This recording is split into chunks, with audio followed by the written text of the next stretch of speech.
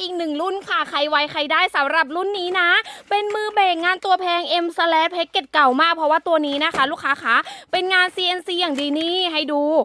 สวยๆแบบนี้เลยนะคะเป็นงาน CNC ทั้งตัวแบบนี้นะปรับใช้งานได้จริง6ระดับนะคะหนูจะมีแค่ไม่กี่คู่นะคะสีเงินโอ้โหจะเห็นไหมเนี่ยปกติคู่1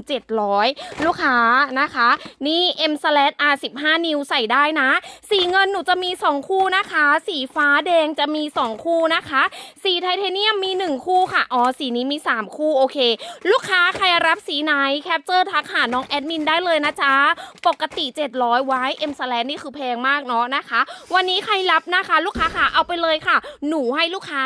คู่ละ300 บาทส่งฟรีจ้าตกข้างละ150แล้วได้งานสวยจึ้งแบบนี้นะใครสนใจแคปเจอร์เลยนะคะแคปก่อนเลือกสีก่อนหมดแล้วคือหมดเลยค่ะพี่ๆค่ะ300ส่งฟรีมีปลายทางจ้า